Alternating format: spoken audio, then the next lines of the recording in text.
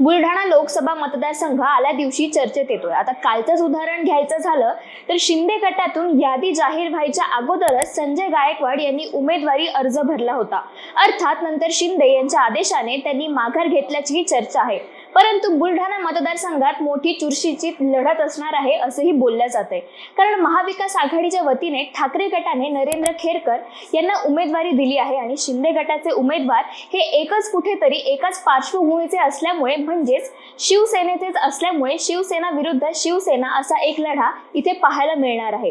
पण सगळ्यात मोठी बाब म्हणजे महायुतीचे उमेदवार प्रतापराव जाधव यांच्यासाठी या मतदारसंघातला एक उमेदवार मोठी चिंतेची बाब ठरू शकतो। तो उमेदवार म्हणजे रविकांत तुपकर। आता रविकांत तुपकर स्वतः सांगतायत की माझी लढत ही महायुतीच्या उमेदवाराशी थेट होणार आहे आणि यामध्ये मीच बाजी मारणार आहे। या वक्तव्यानंतर बऱ्याच चर्चांना सुरुवात झाली, पण आता खरोखरच त्यांची बुलढाणा लोकसभा मतदारसंघात किती ताकद आहे? ते खरोखरच जाधव यांना मात देऊ शकतात का? आणि जाधव यांच्या पुढे कोणत्या गोष्टी उभ्या राहू शकतात?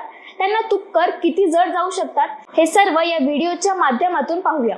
नमस्कार, मी आदिती खडकीकर आणि तुम्ही बघतायत महाराष्ट्र भूमी। आता बुलढाणा लोकसभा मतदारसंघाचा विचार करताना आपल्याला काही गोष्टी लक्षात घ्याव्या लागतील। त्या म्हणजे वंचित बहुजन आघाडीचा जो फॅक्टर आहे तो निश्चितच इथे महत्त्वाची भूमिका निभावणार आहे, कारण 2019 मध्ये तिसऱ्या क्रमांकावर येथे वंचित होती। आताचा जर विचार केला तर 3 मुद्दे स्पष्ट आपल्याला दिसतात, ज्यामुळे विद्यमान खासदारांना रविकांत तुपकर हे जड जाऊ शकतात, किंबहुना विजयाची सगळी सूत्र बदलून टाकू शकतात। त्यातला पहिला मुद्दा म्हणजे नवीन पर्याय।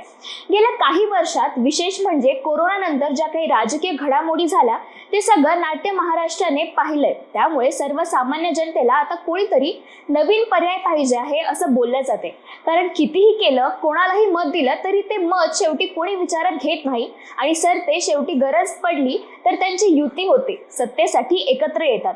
त्यामुळे आता आपल्यातला माणूस पाठवायचा अशी मनधारणा लोकांनी केलेली आहे, अशी ही चर्चा आहे। त्यामुळे एकूणच नवीन उमेदवार, सर्वसामान्यांचा उमेदवार, शेतकऱ्यांसाठी वेळोवेळी रस्त्यावर उतरणारा उमेदवार म्हणून रविकांत तुपकर यांच्याकडे पाहिलं जातं आणि शेतकऱ्यांची मोठी ताकद त्यांच्या पाठीमागे आहे असं दिसून येतंय। यातला दुसरा महत्त्वाचा मुद्दा म्हणजे सत्ता बदल।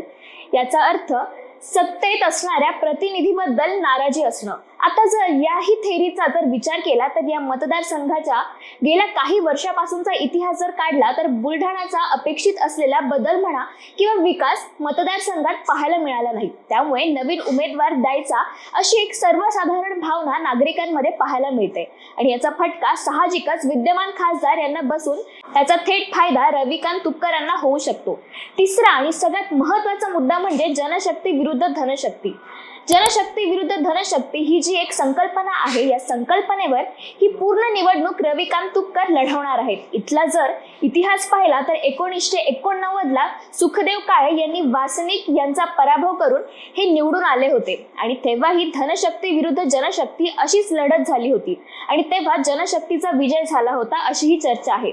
तशीच परिस्थिती आज निर्माण झाली आहे आणि आजच्या परिस्थितीचा विचार करताना आपल्यातला सर्वसामान्य वाटणारा माणूस, त्याच्याजवळ मोठी आर्थिक संपत्ती नाहीये, त्याच्याजवळ मोठा राजकीय वारसा नाहीये, जो आपल्यासाठी सरकारशी भिडतो, ही भावना लोकांच्या मनात रविकांत तुपकर यांनी यशस्वीपणे पेरली आहे। त्यामुळे ही निवडणूक आपल्या हक्कासाठी लढायची आहे असाही एक मतप्रवाह दिसून येतोय। त्याचा मोठा फटका महायुतीला बसू शकतो। अर्थातच यापेक्षाही इतर काही कारणं देखील आहेत, पण या तिन्ही कारणाचा जर आपण विचार केला तर निश्चितच विद्यमान खासदारांना रविकांत तुपकर जड जाऊ शकतात, अशी चर्चा आहे। याबद्दल आपल्याला काय वाटतं कमेंटमध्ये नक्की सांगा। धन्यवाद।